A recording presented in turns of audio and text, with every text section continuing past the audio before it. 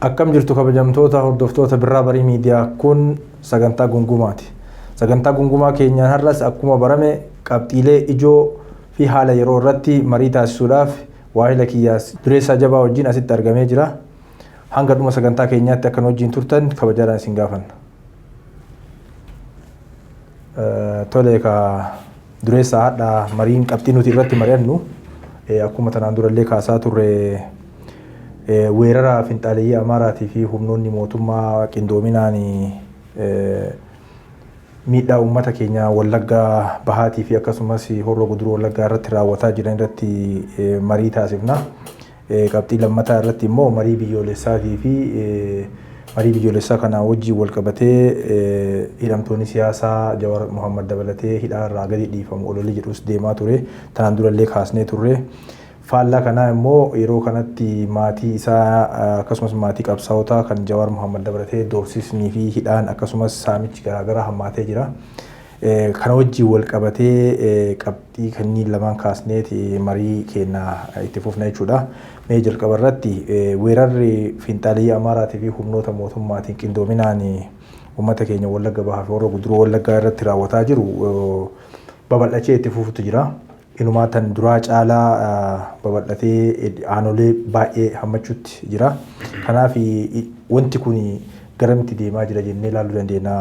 Miidhaan baay'een gahaa jira, lubbuun namaa baay'inaan darbuu jira, akkasumas mana jireenyaa isaanii dabalatee guutummaatti barbadeessanii gubanii uummanni yeroo ammaa kana roobaaf aduudhaan badhee keessatti faca'ee akka jiru odeeffannoo achirraa arganne calaqqisiisa.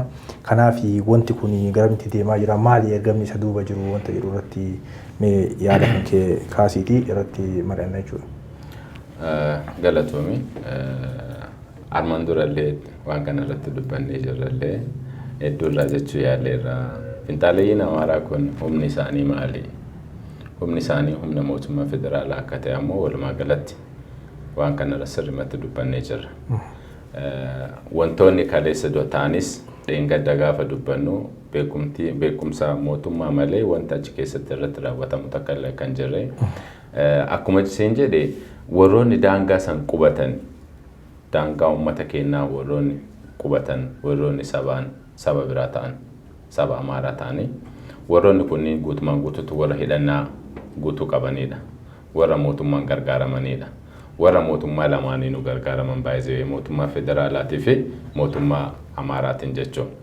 Kallattiidhaan ammoo mootummaan kun uummata kana ficcisiisutti yoo danda'e fixu dadhabe kallattiidhaan fixuu hin dandeenye ammoo mootummaan kun uummata kana kallattii kanaan itti deemee uummata kana buqqisee uummata kana kaduu ajjeesee kahafullee akka naannoo isaarraa buqqa'ee lafa san akkuma jedhan daangaa san warri bare baay'ee si hoqqodanii si tuqanii si tuttuqanii si dhiissanii kaanii hin dhiinne siin jedhu kun warra kun amala warraati.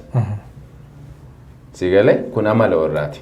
Ammallee wanti isaan fedhiin isaanii asirratti waa tokko ammoo fedhiin isaanii maali?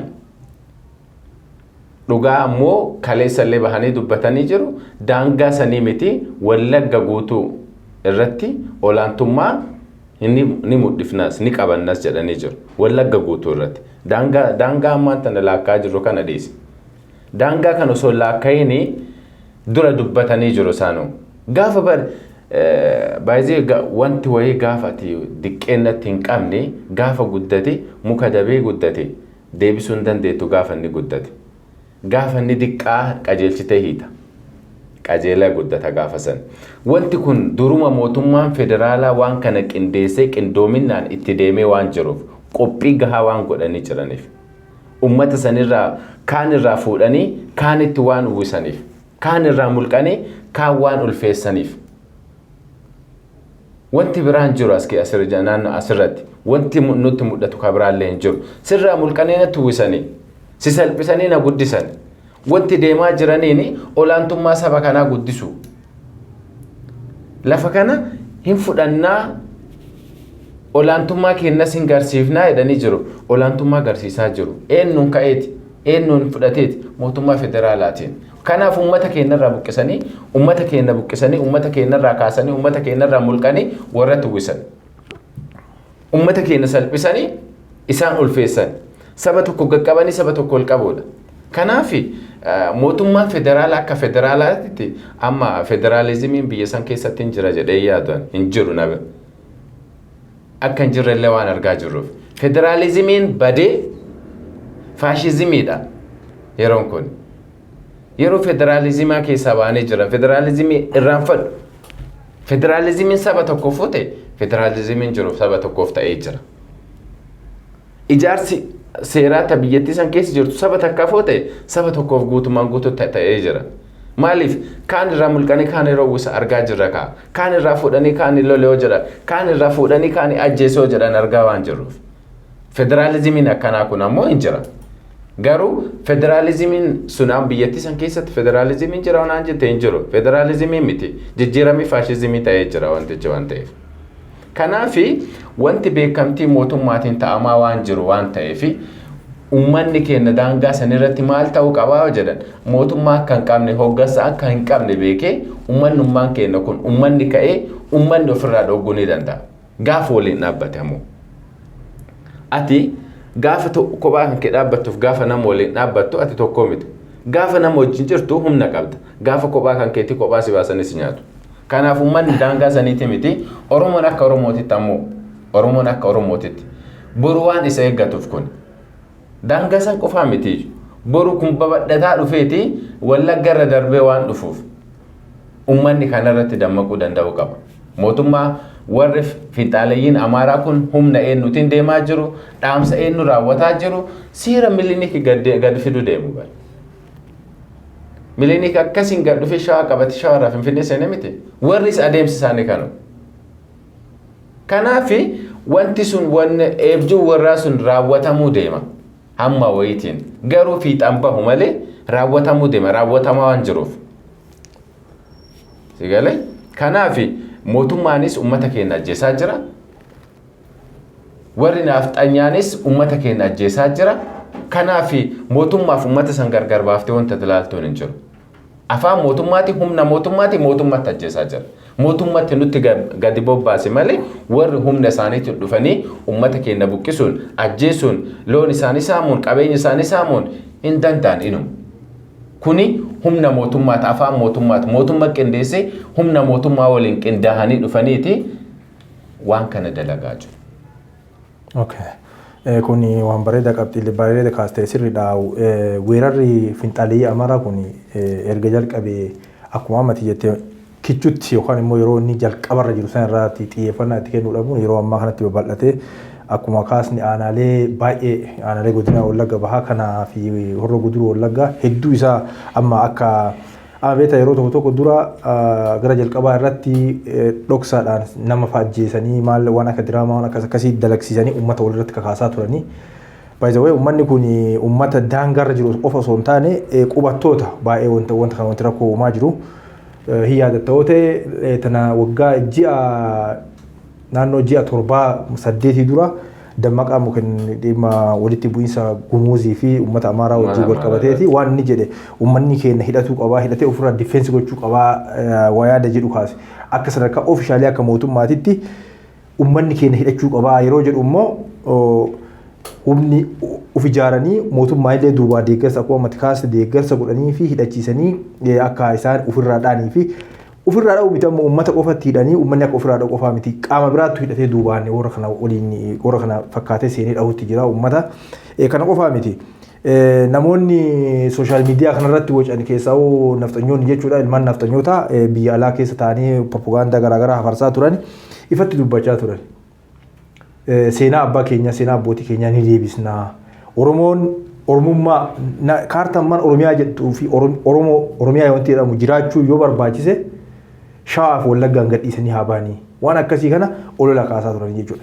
Waan akkasitti yeroo sana ji'a 8-9 dura ololaa baranii fi waggaa dura iyyuu haasaa turanii amma immoo hidhachiisanii meeshaadhaan deeggaranii sirritti tarsiimoodhaan hooggananii yeroo kana hojii keessa jiranii jechuudha. Kana immoo gama tokkoon mootummaan akkuma ati jette mootummaan waraana abaa'oo hidhatee achi keessa socho'uutti mihaluu sana ba'uuf jedhee jechuudha. Uummata nagaa kan abaa'oo wajjin illee hidhatan qabne kan jireenya isaa geggeeffatu irratti miidhaa hamaa geessisu jira jechuudha. kaayyoon isaanii tokko. Mootummaan federaalaas hin beektaa federaalizimiitti akka amanne sirna mootummaa sirna Minilik deebisuudhaaf hojiileen hojjetaa jiran qabatamaan wantoonni mul'ataa jiranii fi wanti ammas itti deemaa jiran ifa jechuudha. Akka biyya takka, alaabaa takkaa fi saba tokko, afaan tokko waan ta'e jedhu sanii fi amantaa tokko waan ta'e sanitti isa san irra dibaa sabdaneessaa federaalizimii sabdaneessaa fakkeessanii hojiin qabatamaan immoo hojjetaa jiranii.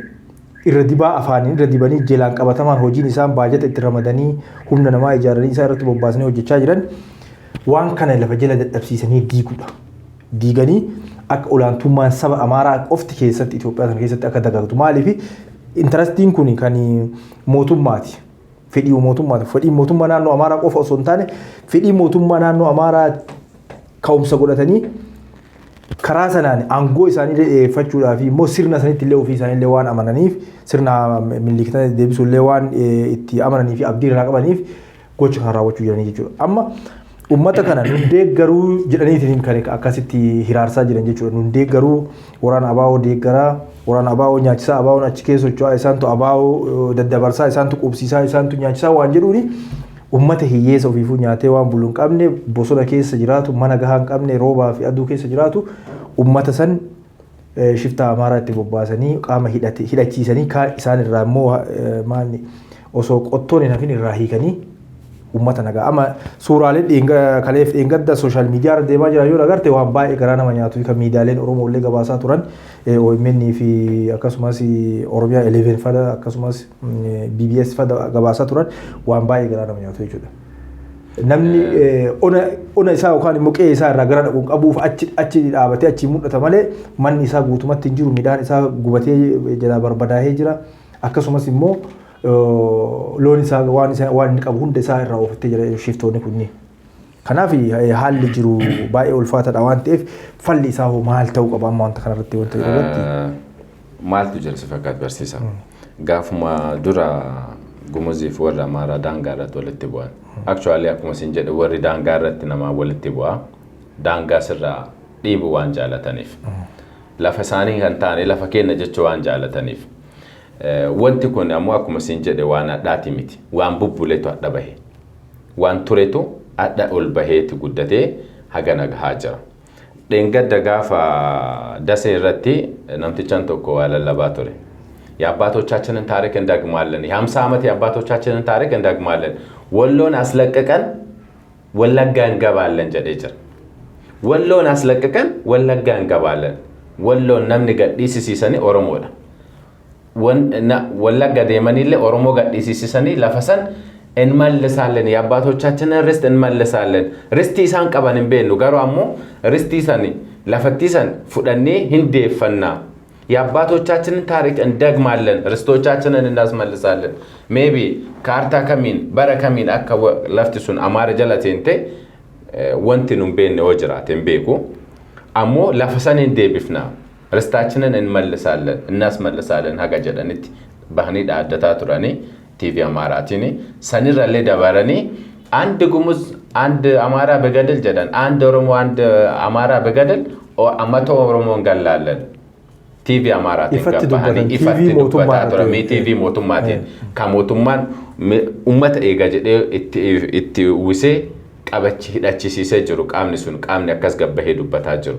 Qaama kana akkamiin maal jettee irraa dubbachuu dandeetta?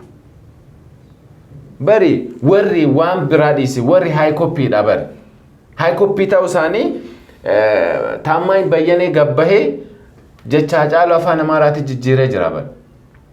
Allaachuu jedhaa ture. Dhageettoo jiraat. Jirtuu ka jennu kaane inni gaddeebi allaachuu jedhaa ture.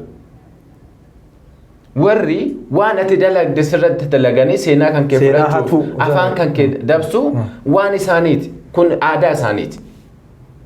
Sigale wanti isaan uumanii dubbatan wanti biyyattii san keessatti wanti isaan sammuu isaaniitiin jijjiiranii dhaaban takkaayyuu hin jiru. Seenaa kan kee sirraa fudhatan afaan kan kee eenyummaa kan kee aadaa kan kee jirra haa caaluu malee namni Oromoo irraa illee bareedu jechi sun abbaa qabdi waan taateef wanti hunduu abbaan bareeddi waan taateef isaanii waan kanaayyuu wama kana fudhatanii haallachuu jedhaanii turan jechuma kanallee. Kanaaf gaafa gumuzii sanii gaafa namtichaan ittaanaan muumicha ministeera gabbahee hizbaachinin mastaxaq አለብን ህዝባችን አይሞት ይታጠቅ እናስታጠቅ ጀዳኒ አሲሚት አሜሪካ ራለ ወር ፊንጣለይን አማራ ዱበታ ቱርተ ቃርሽለ ጋርጋራ ቱርተ ሄዳና ዳችሲሱ ፍለ ዋሂድ ጎዳ ቱረን ጋፈ ሰኑን ሞቱማን የሰጅራጀነ ቱረ ሞቱማን ፌደራላ ጋየነሳ ሆጄነሳ ማሊ ጀዳ ቱረ ዴቢን ዋን እንቃምኔ ፌሮሰኒት ሙጋፍ ኡመተ ሰሂዳችሲሰኔ ኡመተ ካን ራሆ amma bakka sanit mootummaa kanaan hin gargaaraman taana ummanni kuni humna kamiin bahee ummata kana keessa socho'u ummata kana saamuu danda'e. Gaafa wallotti warri ummanni midhaan haamatee midhaan tuulatee bakka tuulanitti warri kun akkanuma itti seenee midhaan san irraa gubaa ture qotee bulaa walloo jala. Mootummaa wanti inni dubbatee hin jiru. Jenosaayidii ummanni dalagu ati akkuma siin jedhe an eebalu gaafati jette hidhamta. eenyummaa kan keetiin gaafa gabbaatee ummata saamtu gaafa gabbaatee ummatatti jenosaayidii lallabsitu namni waan siin jedhu hin jiru isse nuu dubbattee siin jedhan gaafa an eebalu an dureessaadha jechuun wanjalaa miti bar an oromoodha jechuun wanjalaa miti an oromoodha jechuun an oromoo ta'ee dhalachuun kiyyamoo wanjalaa miti oromoo irraa akka dhaladhu rabbi waan na eeyyameef sa'een nulle namni narraa fudhachuu taandoo hin jiru humni lafaa kamuu eenyummaa kiyyaaf afaan kiyyaaf aadaa kiyya oromummaa kiyya an haga jiru haga du oromoo jedhee jiraadhaan. Amma garuu haa ta'u dhugaadha wanti kuni garuu Itoophiyaa keessatti amma yakka yakka ta'eera sani yakka ta'eera oromummaan mirgaan keetiif falmachuun dhugama jirtu tokko lakkinan saamin eenyummaa kiyyan dhiibin jechuun Itoophiyaa keessatti yeroo ammaa kana yakka wanti nama ajaa'ibu garuu amma silallee diinarraa waan gaariin hedduu diinni kan kee diina kan keeti osoo argate Oromiyaa waan jettu guutummaa isii osoo dandamee fi jedhee isaan waan Oromiyaa jedhuuf waan Oromoo jettu kana balleessanii maqaa Amaaraatiin akka waamamtu fedhanii kana waliin nama gaafachiisu. Garuu immoo wanti nama ajaa'ibu warri har'a maqaa Oromootiin masaraa seenee fi naannoo Oromiyaa bulchaa jiru akkamitti akka waan kana fakkeenyaaf mootummaan naannoo Amaaraa ifatti aktiivistoonni isaaniillee mootummaanillee biyya tana eeguudhaaf biyya tana seenaa duraanii sana deebisuu fi Amaara mataa ol qabachiisuudhaaf faannoon Amaaraa hidhachuu qabaa jedhanii ifatti miidiyaa mootummaa irratti dubbatu. Akkasumas immoo gargaarsi biyya alaatiif fandiin gurguddaan godhamee meeshaa ammayyaa itti hidhamee jira jechuudha qeerroo. Amma qeerroo fi faannoo jechuun qaama illegaal ta'e tokko beekamaadha jechuun qeerroonis gurmuu mataa isaa qabaatu malee oofishaalii akkasitti wanta dhaabbatee yookaan immoo caasaa fi waan barbaade gochuu danda'u miti jechuudha. Garuu gaafa gara qeerrootti dhufan qeerroon immoo terroristiidha yakkamaadha waan hedduutu jedhamaan. Mootummaa Itoophiyaatiinis darbeetu warrummaa Oromiyaa bulchaa jiran iyyuu maqaa garaagaraatu itti bahee ittiin arrabsamu jechuudha ittiin immoo diqqeeffamu ittiin yakkamu jechuudha. Garuu immoo faannoo Amaaraa hidhachiisanii haga Beenishaangul Gumuz rukutuu naannoo Oromiyaa Affaar bakka hunda deemanii akka isaan naannoo Tigraay rukutanitti mootummaa hidhachiisanii akkuma qaama humna mootummaa tokkootti itti fayyadamutti jiran jechuudha. Fandii kana mootummaa illee harka keessaa qaba ijaaruu keessatti gargaaruu keessatti jechuudha. Kanaaf isaan irraa silallee waan tokko wanta gaarii irraa hin eegnu garuu immoo warri Oromiyaa bulchinaa jedhan yeroo uummanni keenya nagaa akkanatti manni qabeenya isaa irraa gubatee midhaan isaa irraa gubatee maatiin bittinnaa'ee maatii tokko keessaa namni 6-7 yeroo ajjeefamu guutumatti hiddi sanyii sanaa yeroo citu borummoo seenaa akkamitti seenaa itti gaafatama seenaatiif seeraa jalaa bahu akkamitti akka taa'u wanti jirutu na dhiba jechuudha. Actually faannoof qeerroo walitti finnee ilaaluu hin dandeenyu. Qeerrooni humna nageenyaati.